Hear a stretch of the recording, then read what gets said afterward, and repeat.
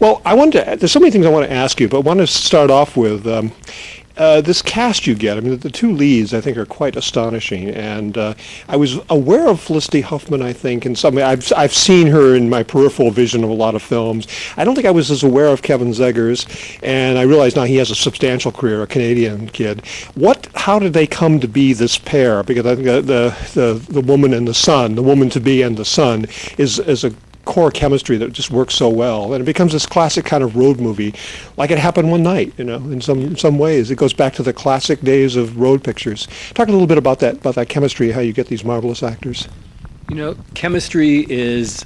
Should I hold it? Chemistry in actors, I think it's all about the actors listening to each other. I had good actors and they knew how to listen, and I, as a director, part of my job is to make sure they really are listening to each other and really playing off of each other. That's chemistry. Felicity, I've liked her work for so many years. I first saw her in David Mamet's Cryptogram off Broadway. I had an instinct that she could be a transformative actress who could really disappear and change into a role. And boy, I'm patting myself on the back, but boy, was I right. She's just phenomenal. I think unlike anything I've ever seen before.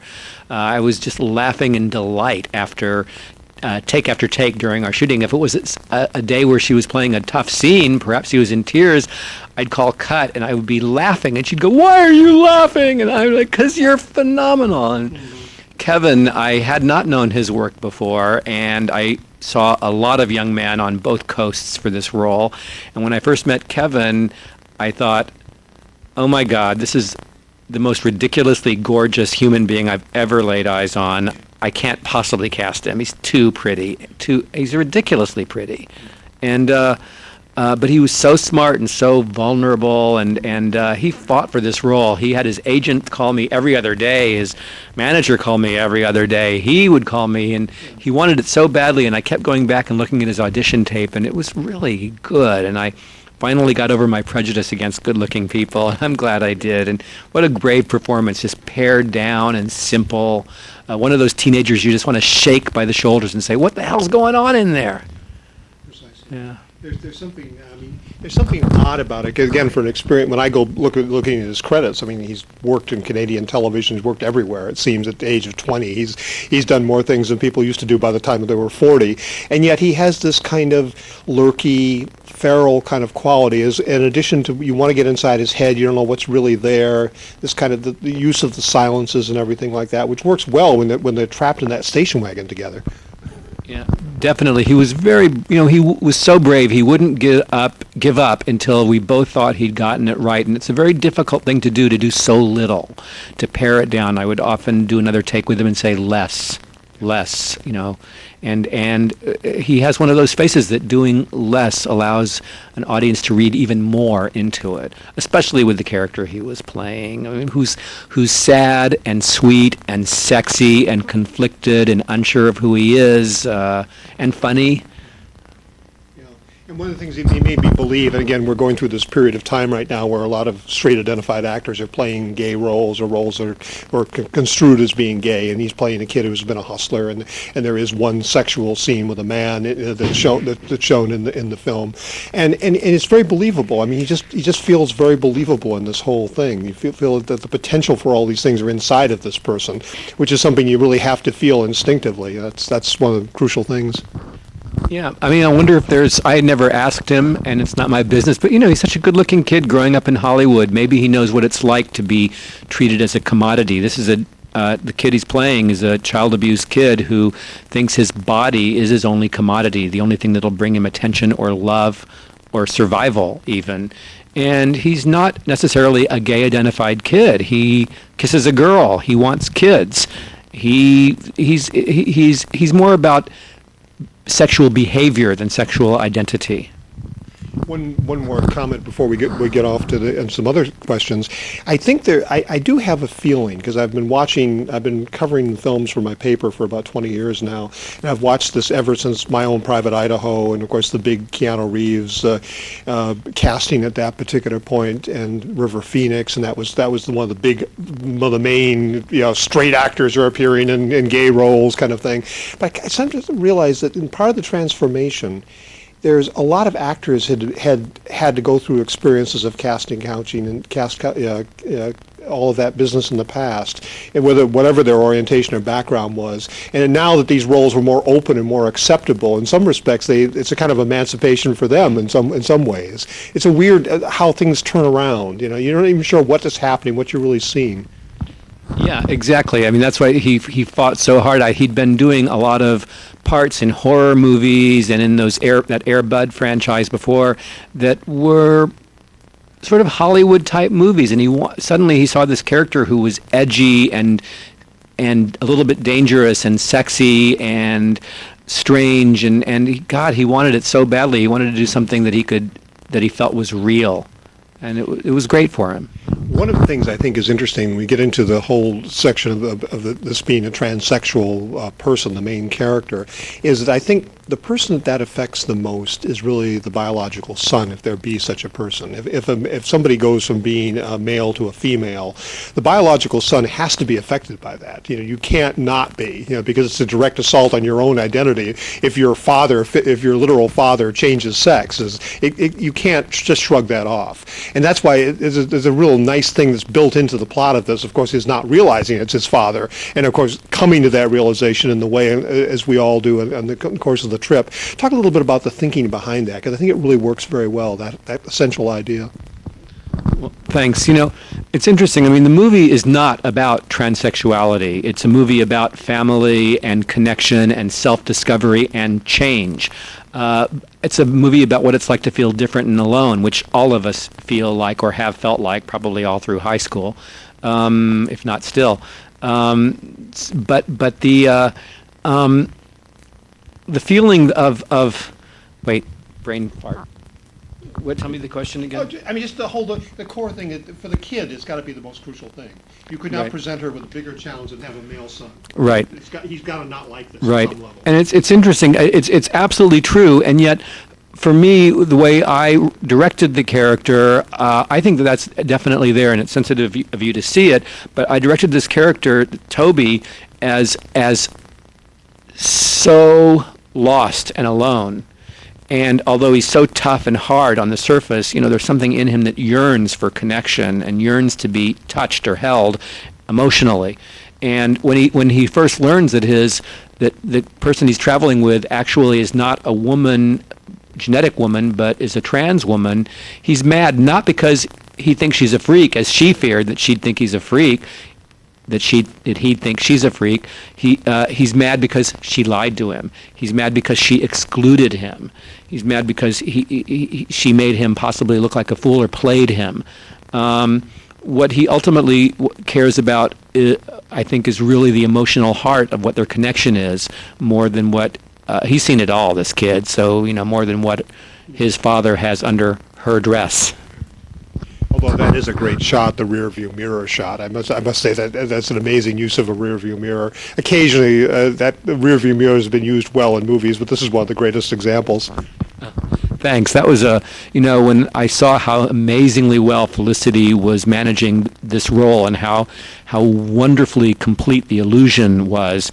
I wanted to. I didn't think at first that we were going to be at all graphic, or shall I say honest, in that particular scene. But I thought, gosh, Felicity can pull this off. And I talked to my producers about getting a prosthetic penis, and they did some research, and that was going to be $20,000, one that could pee.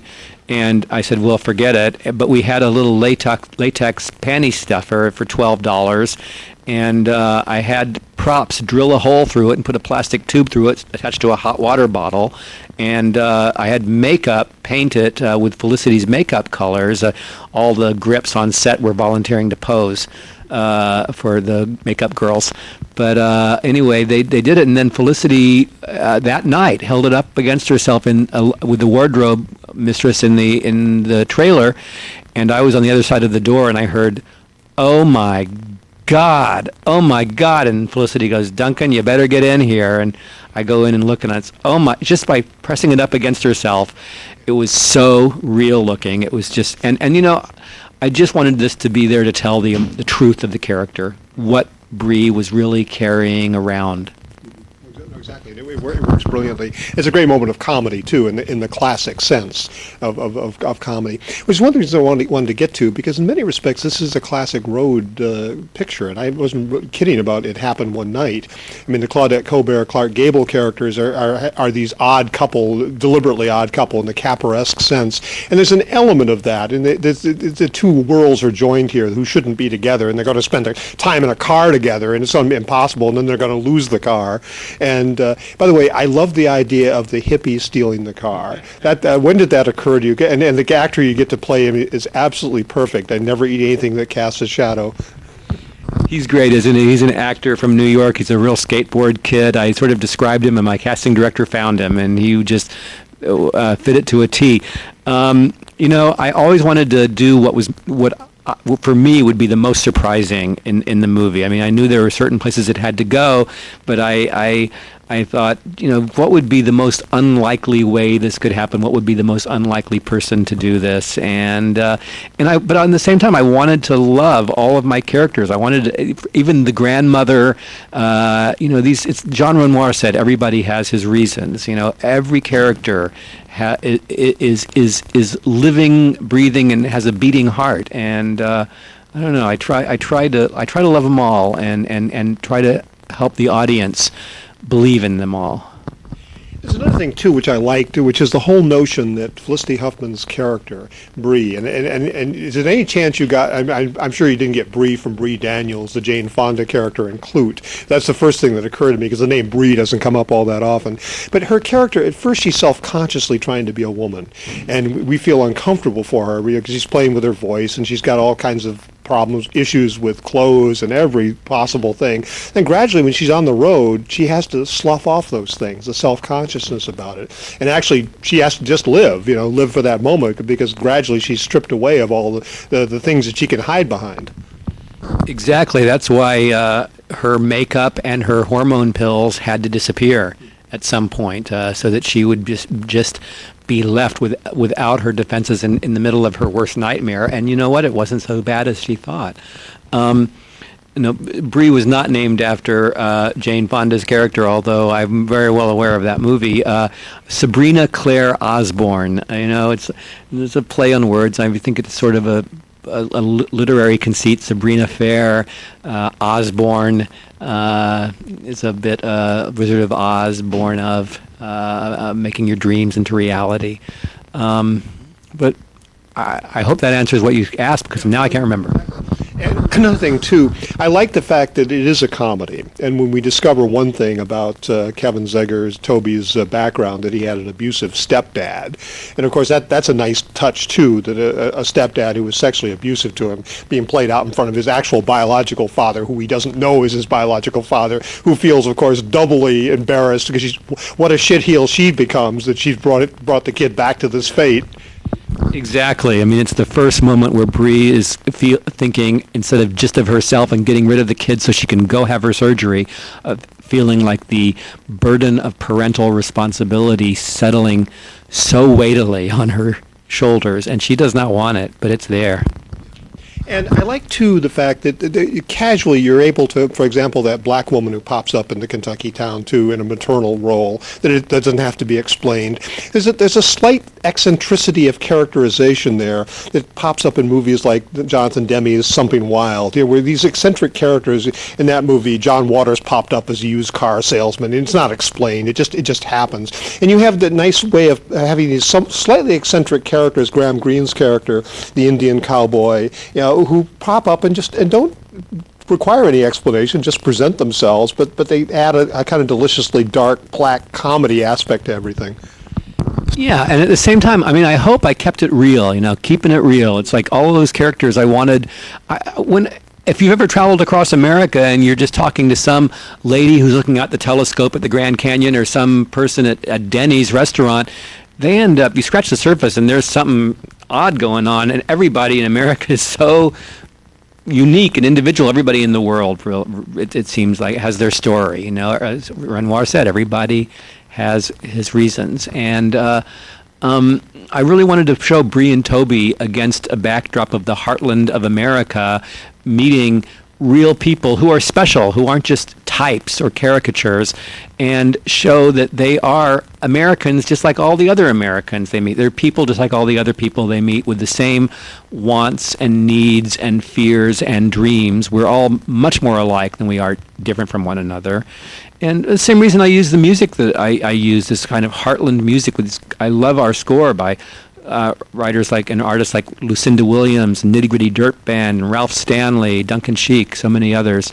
But this is like the music of America that is grounding these two characters who an audience might be predisposed to see as outsiders, but it grounds them into what the ultimate insiderdom of America is, heartland music. One of the other things, too, there's that pit stop that takes place in Dallas, which I guess is Arizona in reality, but I thought you captured a little Dallas moment, because I've actually lived there, and I can imagine something like that actually happening in Dallas, where this transsexual house exists, where the people are having this party, and everybody's in various stages of their transformation, and they're talking about it like a Tupperware, like a transsexual Tupperware party, and Toby and Bree just drop in on this, and Bree is embarrassed, and Toby isn't in a certain sense, but it's a nice moment where you get a lot of didactic stuff out. At the same time, it's done in this humorous way. It was really important to me to have some real transsexual people in the movie. Some of the women whom I interviewed are in that scene. Also, Calpurnia Adams, on whose life A Soldier's Girl was based, the Showtime movie. She plays the fiddle. And it's interesting that Bree, Felicity Huffman's character, is not the most feminine-looking woman in that room. I mean, I wanted to show that, indeed, transsexual women can sound and look as feminine as your mother, your sister, or your girlfriend. But I also I really wanted to honor them in some way. And I wanted to tell other stories besides Bree's, if only glancingly. It's a moment. I love the idea of, transsexual women in Dallas, Texas getting together and singing Home on the Range. Another thing I like, too, and I just thought about this, in a certain sense, when Bree finally desperately has to go back to her parents, who she's claimed were dead, this is a strange moment where she actually becomes the man again in some ways, because she's their son, and they're not buying the woman thing for a moment at first, and they're appalled by it, weirded out and appalled by it, and of course she in fact has to become like the son again in some way, which adds to the drama and the comedy at the same time. But it's the perfect meeting. Talk about the conception of that family and the casting of it, because I just loved the way it turned out. Well, it's interesting. The only character in the movie who's really based on somebody I know is the grandmother. Bree's mother, Fanula Flanagan, plays her so beautifully. It's so hilarious and tragic and monstrous all at the same time. And my mom's seen the movie, and she's so proud of it. She goes, "That's me," to all of her friends. She has no idea. She's so sweet. I love her to death. She's a good Christian woman living in Arizona. And but the family was very important for me to get a textured family, a sister and a mother and a father, and have like a real dynamic and a real relationship, and not just be, I just didn't want any characters to be boring. Every character, if I did my work properly, there could be a whole movie about that character. You kind of want to follow where they're going next. Yeah, exactly. And there's a little like in Sideways, Paul Giamatti has that embarrassing moment that we see where he takes money out of his mother's little thing upstairs, and in effect, Bree has a similar kind of moment where she has to ask for money from these people she doesn't want to see. She has to hit them up for money, and all kinds of embarrassing and revealing things about the guy that she was come out in that scene. Exactly, and I mean, not only that, her hormone pills have been stolen, and she's very upset about that. She takes some of her mother's Premarin, her mother's postmenopausal hormone medication, and puts it in her bra, just trying to hold on to her womanhood. What's the most difficult thing to shoot in this whole movie, or not only a particular scene, but sequence of scenes? Because I know you shot it pretty much along script-wise, because you're doing a road movie, so it's pretty much in sequence, which obviously helps the actors. But talk about what was the most difficult challenge of all the things that either of the main actors had to confront? Gosh, I had been really worried about the two final scenes with Toby, because they were it was so important that he be sort of psychically naked. Well, he's physically naked in one of them also, but he has to be just emotionally raw and so simple. And, Kevin just did a beautiful job there. He was it's so simple and touching and sad and sexy and funny and disturbing and all of these things at once. And I tell you, I remember when Felicity has a scene where she has to cry and really break down, liquefy. She did 3 takes. Bill Macy was on set that day. She did 3 takes, and she was great in all of them. I mean, people watching it were crying with her, but there was something that I just wanted to be different. I didn't know quite what, but I knew I wanted something else. And it was so wrenching for her to go through those. And I turned to Bill, and he said, "She's great, isn't she?" And I said, "She is good, but..." And he goes, and I said, "I think I want another one. Do you think I could ask her to do another one?" And Bill thinks a moment. He goes, "She's got another one in her." And I went into the room where Felicity was waiting, and she saw on my face I was going to ask her for another one. She goes, "What? You've got to tell me what I want to do. If I'm going to go there again, what do you want? Do you want this? Do you want that? Do you want..." And I just let her talk and let her list things until she hit on what I wanted. I said, "That's it," which is always best to let the actors discover it themselves. And when you have a great actor like Felicity Huffman, she will discover it on her own, and then she will just soar. And I was always so pleased with her. But that was an interesting moment. Without giving anything away for the audience, but just as a question for you, I like the open-endedness of the ending. The fact that this is now a kind of couple, this father, mother, son thing, whatever it turns out to be. They're going to kind of be adult friends that one thinks project this, and it's a nice way to do it. It's open-ended, and their possibilities are, they'll both help each other in a lot of ways. Right. I think Bree has learned how to become a parent slowly. I hope that people can bring their own stories to what happens next. I've had a few people at Q&As at festivals say, "Are you going to do a sequel? We want to see more of Graham Greene. What happens to Toby next?" But I think that letting him do his new job and not criticizing him for it might be where she is today. But as she gains his trust and as they become closer, maybe she's going to help him. Maybe she has an agenda, but she's going to be a parent and not. I think she's grown up a bit and knows that she has to respect and honor him a little bit and not just treat him as her mother treated her. But it was very important to me, that whole ending moment, to earn the emotion, not make it sentimental, to really earn what they felt for each other and not oversell it. Just let it be simple. Another thing I liked about the fact that when he decides he wants a career in the movies, he makes a realistic decision. He goes for the gay erotic film. He goes for something he can actually do, and it's something that at the same time comes from his own background, which could be troubling. So he has a way of having to confront his own past and come up with a decent future. And it's not nearly as fun and he's not nearly the big star that he thought he'd be. Yeah, exactly. Just the final question: when did the notion that a transsexual character could be the center of this beautiful road movie come to you? When did that core idea come? Because even though it's not about transsexuality, it is at the same time a leap to make the character that. And when does this first come about? I was thinking of the movie story and of the situation before I had decided to make the main character transsexual. The idea was progressing. It just so happened that the main character wasn't a trans woman, but then I met a woman who, after several months of friendship, confessed to me that what she had under her skirt. And I'd had no idea, and you could have knocked me over with a wet noodle, and a light bulb went off.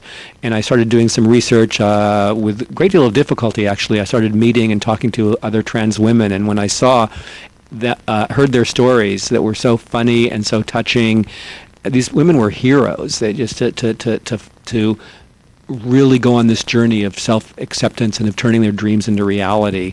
I just a string of light bulbs went off, and it was sort of magical. I just had to do it that way. And I could do nothing but transsexual movies the rest of my career and never scratch the surface, frankly. Exactly. Well, thank you very much. I appreciate it.